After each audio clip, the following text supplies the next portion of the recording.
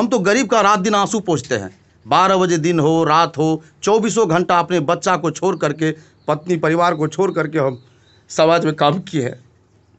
ये दमनता कैसा? मुखिया जी पारसमणि आजाद मुखिया नहीं था तो वो चारों मुखिया से अधिक काम करके दिखाया इस पंचायत में। गरीबों की मसीहा को आदर्श ग्राम बनाओगी, जहाँ सिर्फ यहाँ नहीं बिहार से बाहर भी चर्चा में हो कि यहाँ एक गांव है जो बहुत सुसज्जित। नमस्कार, मैं हूं रिंकेश कुमार और आप देख रहे हैं असम न्यूज। अभी पंचायती चुनाव जो बिहार का 2021 का होने वाला है उसकी सरगर्मी तेज है। मैं अभी पंचायत का दौरा कर रहा हूं और आपको हमेशा से ज़मीनी हकीकत दिखाने की कोशिश भी करता रहा हूं। अभी मैं रामपुर लाही में हूं। ये एक पंचायत है। जब मैं यहां का सर्वे कर रहा था तो यहां कुछ भीड़ दिखी मुझे। जब भीड़ दिखी तो मैं जिज्ञासु हुआ और पूछने लगा।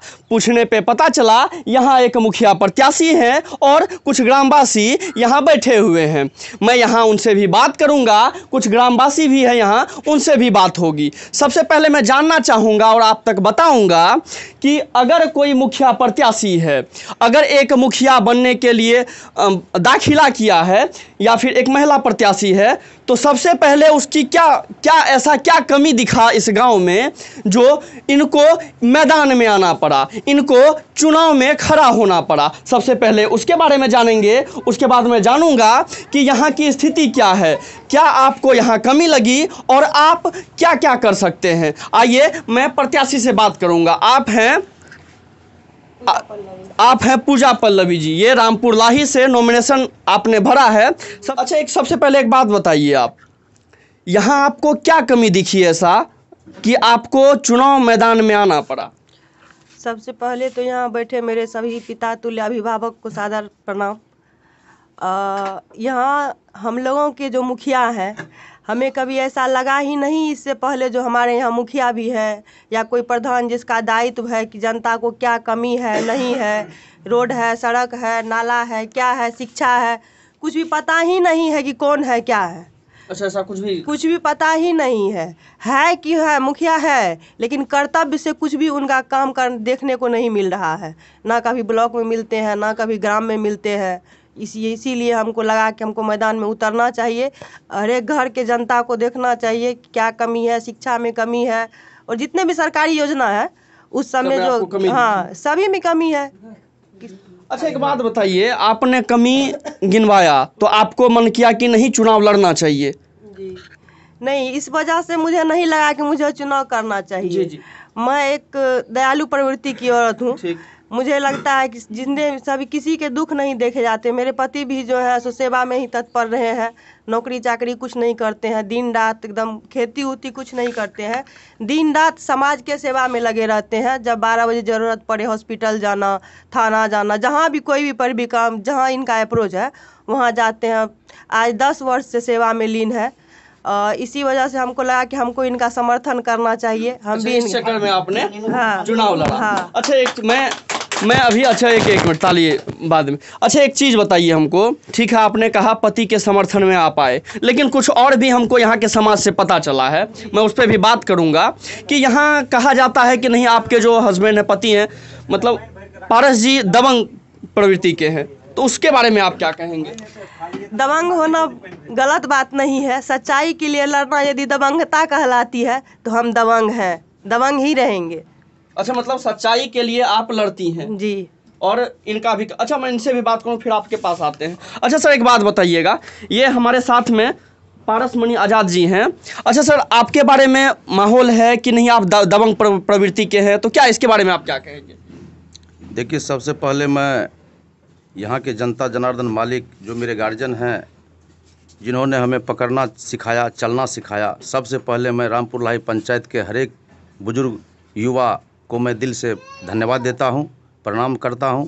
बात रही दबंगता की, तो ये बात कई आदमी से सुनने को कहीं मेरे मुंह पर तो नहीं बोला गया, लेकिन सुनने में मिला कि ऐसा आपने भी सुना है? ऐसा सुना है कि थोड़ा गर्म मिजाज के हैं। तो हमारा कहने का मतलब है, दबंग सच्चाई के लिए महात्मा गांधी से नरम दल के नेता थे, सुभाष चंद्र बोस, चंद्रशेखर आज़ाद गर्म दल के थे, दल तो दोनों था। जी। लेकिन मेरा कहना है कि अगर सच्चाई के रास्ते पर अगर कोई आदमी चलता है तो उसमें अगर किसी भी तरह का बाधा उत्पन्न होता है, अगर वहाँ थोड़ा सा दबंगता का परिचय नहीं दिया जाए, थाना है, पुलिस है, कोर्ट है, कचहरी है, जितने भी हम लोग का व्यवस्था है, तो उसमें थोड़ा सा टाइट होना पड़ता है, तो उसको भी लोग कह देता है दबंग। तो हमारा कहने का मतलब है, सच्चाई के लिए लड़ते लड़ते अगर मेरा प्राण भी निछावर हो जाता है आम पब्लिक, आम जनता के लिए, तो दबंग ही सही। ये मतलब गरीब के हित के लिए होता है। ये हम जब भी कुछ भी किए हैं वो गरीब के हित के लिए किए हैं। मेरा इतिहास रहा है, मेरे पिताजी भी प्रोफेसर शेरे बिहार कुलानंद कुमार आज़ाद कभी ज़िंदगी में हार नहीं माने। ये सारे जनता जनार्दन भी इस बात को जानते हैं। सच्चाई के लिए सब रोज़ लड़े वो, और उसी के पदचिन्ह पर मैं पारस मणि आज़ाद, जदयू प्रखंड अध्यक्ष शंकरपुर, मैं उसी के पदचिन्ह पर चलने का मैं प्रयास कर रहा हूं। और जितना भी कोई भी काम आज तक हम किए हैं उसमें हमको सफलता मिली है, और वो सफलता का मेन कारण है मेरा ताकत, मेरा व्यवस्था।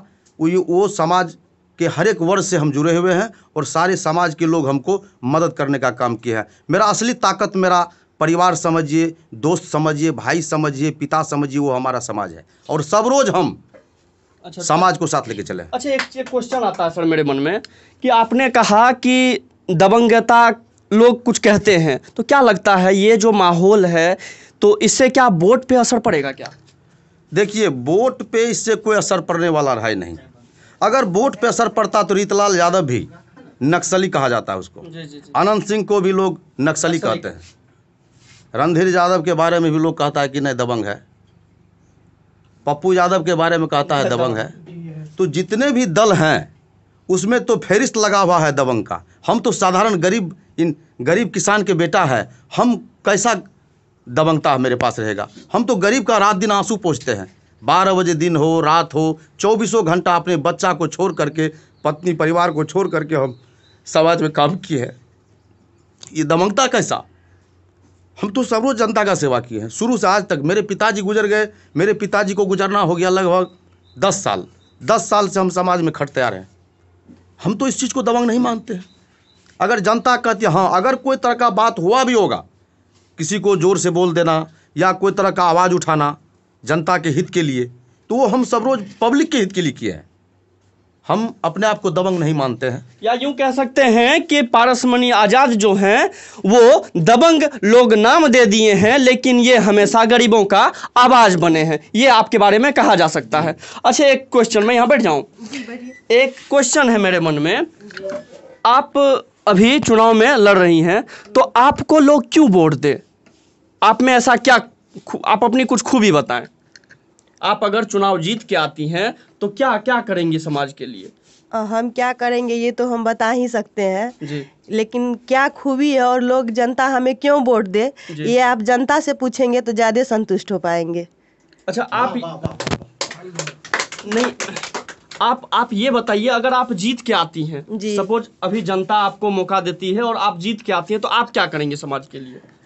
समाज में जितने भी सरकारी योजना है जिनका लाभार्थी हमारे समाज नहीं हो पा रहे हैं, वृद्धा पेंशन से रिलेटेड हो या युवा से रिलेटेड हो या महिला से रिलेटेड हो या बच्चे की शिक्षा से रिलेटेड हो या रास्ता पानी से, बिजली से रिलेटेड हो, जिसमें भी हो, हम ब्लॉक स्तर पे, मंत्रालय तक, जहाँ भी हमें लगता है कि मैं इतना शिक्षित हूँ कि मैं कहीं भी अपने समाज के लिए लड़ के सारे सुविधा उपलब्ध करा सकती हूँ। अच्छा, आप एक क्वेश्चन है, आप महिला हैं, गांव है ये, और बिहार में गांव में अभी भी कहा जाता है कि महिला को वो अधिकार नहीं दिया गया है ना, महिला अभी भी बाहर नहीं निकलती है। तो आप एक महिला हैं, तो आपको कहाँ तक ये लगता है कि नहीं, एक महिला को चुनाव में आना चाहिए और यहाँ की जो महिलाएं हैं जिसे बाहर अभी भी नहीं निकलने दी, उसको सही में क्या आप बदलाव उसमें चाहती हैं क्या? महिला के उसमें तो बदलाव हो ही रहा है और हम भी चाहते हैं कि उसमें बदलाव हो, लेकिन अब उतना भी हमारे गांव का सोच अब उतना नीचे नहीं रहा कि महिला क्षेत्र में नहीं आए। अब तो देखिए, राष्ट्रपति भी श्रीमती प्रतिभा पाटिल जी रह चुकी है, मुख्यमंत्री रह चुकी है, प्रधानमंत्री रह चुकी है, यहाँ तक कि सैनिक में, थल सेना, जल सेना, वायु सेना, हर एयर में, हर विभाग में महिला है। महिला किसी भी चीज़ में पीछे नहीं है, आगे आ रही है और आगे आएंगी, उसमें मेरा सहयोग रहेगा। एक और चीज़, जब चुनाव आता है तो चुनाव आने के इस क्रम में लोग बहुत बड़ा वादा कर देते हैं, तो वादा करने के बाद जब चुनाव जीत जाते हैं तो जीतने के बाद कहीं ना कहीं वो दर्शन तक नहीं देते हैं, उसके बारे में आपका क्या कहना है? हम तो महिला हैं तो ये नहीं कह सकते हैं कि हम 365 दिन जनता के सामने रहेंगे, लेकिन मेरे जो पति हैं पारसमणि आजाद, वो 365 दिन 24 घंटा गांव में या कहीं भी जहां एक कॉल आता है तो घंटा भर में मौजूद हो जाते हैं। हमको तो पारिवारिक चीज भी देखना पड़ता है। ये एक महिला थी और महिला की आपने जुबानी सुनी, साथ में हमारे पारसमणि आजाद जी थे और यहाँ कुछ जनतागण हैं। मैं उनसे भी एक एक करके बात करूंगा। सबसे पहले बाबा क्या नाम हुआ आपका? की नाम भेला? महेंद्र प्रसाद यादव। महेंद्र प्रसाद यादव जी। अते घर भेला? एते घर भेलै 8 वार्ड में। अच्छा एक बात बताबा, अखन हम बात करे रहिए पारसमणि जी से, वो कहल के अतौका प्रवृत्ति है मतलब दबंगई टाइप के, लेकिन हमेशा गरीब के साथ दलकै है, की सच्चाई है? एकदम सच्चाई छै, सही बात छै। सही बात है। हाँ, वो दमक एक अलग है छै, एहि दमक में अलग छै, रस सब में अलग अलग मेटायल छै। साग सब्जी जो खाना बने छै सब में सब रंग के स्वाद है छै। जी जी। हाँ, तो वही बात है, स्वाद है इसमें जनता का, पब्लिक का बहुत। मतलब हमेशा जब भी उठे हैं तो गरीबों के लिए उठे हैं। एकदम सही बात है। की नाम भेलो तोहर? प्रहलाद ऋषिदेव। प्रहलाद ऋषिदेव। अच्छा तू यह गाम के छियै? जी हाँ, यही गांव के छियै। अच्छा एक बात बतबा, अखन जे वर्तमान में मुखिया छै कते काम भेल गाँव में? कुछो काम नहीं भेलै, कोई गरीब के साथ में कोई हित के काम भी नहीं भए सकलै। कोई गरीब अभी तक जो ओकर चेहरा भी नहीं देख पाबि रहल छै लोग। मतलब 5 साल बीत गए, 5 साल बीतने के बाद भी बोला जा रहा है कि यहाँ के मुखिया का चेहरा तक नहीं देखा गया है। मैं और भी आदमी से बात करूंगा। यहाँ एक बाबा हैं। बाबा एक बात बताइए, क्या नाम हुआ आपका? रामेश्वर ऋषिदेव। क्या नाम हुआ आपका? रामेश्वर ऋषिदेव। रामेश्वर ऋषिदेव। जी पूरा हाँ। हंस रहे हैं आप। क्या हंसी का क्या राज है? हंसने का राज है जो वो रामदेव ऋषिदेव जो अभी वर्तमान मुखिया है, जी जी, वो हमारे पंचायत में एक भी काम नहीं किया है। अच्छा अच्छा। एक भी काम नहीं। और कोई जो गलत कहता कि पारस यादव दमंग है, वो दमंग नहीं है। गरीब की माँ बाप का गरिमा है। वो जो जाता है, जितना बेचारे को पूंजी है उतना वो गरीब को एहसास देता है, उसको पक्ष में रहता है। तो हम लोग जितना हरिजन है सब पारसमणि आजाद को हाथ उठाकर को हम लोग उसको मुखिया बना रहे हैं, प्रतिनिधि। अच्छा आप लोगों ने खड़ा किया है? हाँ, हम लोग खड़ा किया है। और इस बार क्या जीत दाखिला होगा? एकदम जीत होगा, एकदम चलिए। पूरा जीत होगा। और कुछ है? क्या नाम हुआ अंकल आपका? निर्मल यादव। निर्मल यादव जी। क्या लग रहा है इस बार, क्या विकास हुआ है कुछ गांव में? गांव में कुछ भी विकास नहीं हुआ है। रोड बना है? रोड भी नहीं बना है। अभी जहाँ तहाँ कीचड़ है। मतलब 5 साल में कोई कार्यवाही हुआ ही नहीं है पंचायत का। कोई कार्रवाई नहीं हुआ? कोई कार्य नहीं। क्या उम्र इसलिए होगा हम- आपका? लगभग 45 साल। 45 साल। अच्छा चलिए, आपका क्या उम्र हो रहा होगा? लगभग 55-60। 55-60 हो रहा होगा। जी। आपका कितना हो रहा है? 72। 72। अच्छा एक बात बताइए, 72 साल हो रहा है, वृद्धा पेंशन मिलता है? जी हाँ। वृद्धा पेंशन मिल रहा है? हाँ। अच्छा और जो योजना है आता है, गांव का जो योजना आता है वो सब लाभ मिला है? कुछ नहीं, सिर्फ वृद्धा पेंशन मिला है? हाँ पेंशन। वो पशु सेठ जो आया है, हम लोग जमींदार है, 5 बीघा जगह जमीन वाला है, आज तक पशु सेठ में कोई भी लाभ नहीं दिया है। पशु सेठ ने मिला? नहीं मिला है। जब हम अपना जमीन दिया है, रसीद कटवा कर को दिया है, तभी नहीं अभी मिला। कभी नहीं मिला है। हमको लेने का भगवान पूंजी दिया, हम बना भी सकता है, मगर रामदेव ऋषिदेव कुछ नहीं किया है। ये गांव की स्थिति है। मैं आपको दोबारा आपको जमीनी हकीकत से जुड़े मुद्दे को आपको बताना चाहता हूं। पीछे मुखिया प्रत्याशी है, लेकिन ये गांव वाले जब बोल रहे हैं कि यहाँ पर गांव में एक भी विकास नहीं हुआ है, सबसे बड़ी बात है, मैं आपको एक बार और याद दिलाना चाहूँगा कि अगर गांव में गांव के जो मुखिया होते हैं, प्रधान जी जिसे कहा जाता है, उनकी ये जिम्मेदारी है। आपकी ये जिम्मेदारी थी कि आप 5 साल में गांव का विकास करते। आप ये जो लटका हुआ चेहरा है, ये जो 60 साल के ऊपर के बूढ़े हैं, उनको आपको वृद्धा पेंशन दिलाना था। अगर गांव में टूटा हुआ सड़क था तो उसकी आवाज बन के आपको ऊपर तक जाना था। अगर गांव में जल नहीं है, पीने वाला पानी नहीं था, तो उसको आपको ऊपर तक लेके जाना था और गांव की स्थिति में सुधार लाना था। लेकिन आपने नहीं किया। क्या ऐसा कुछ हुआ क्या? जी नहीं हुआ क्या? नहीं हुआ। क्या गांव में तरक्की हुई है? क्या नहीं हुई है। ये गांव की आवाज है। ये जो आप मायूस चेहरा देख रहे हैं, अभी पारसमणि जी रोने के मुद्रे में आ गए थे, रो रहे थे। सबसे बड़ी बात यह है कि गांव में अगर तरक्की नहीं हुआ है तो प्रधान जी आपको कुर्सी पे रहने का अधिकार नहीं है। क्यों? क्योंकि आपकी जिम्मेदारी थी, अगर पशु बाहर में रह रहा है तो आपकी जिम्मेदारी थी कि पशु के लिए पशु शेड बनाना था। आपने ऐसा नहीं किया। और यहाँ की अभी मैंने आपको बात भी करवाया और बात से पता भी चला कि यहाँ पे अगर बन के आती है पूजा पल्लवी जी, अगर चुनाव जीत के आती है तो गांव के लिए ये सब करेंगी। मैं भी चाहूँगा कि आप अगर जो वादा करती हैं तो वो वादा पे आप कायम रहें और आप इस गांव का भलाई करें। मैं हूं रिंकेश, आप देख रहे थे SM न्यूज़। धन्यवाद।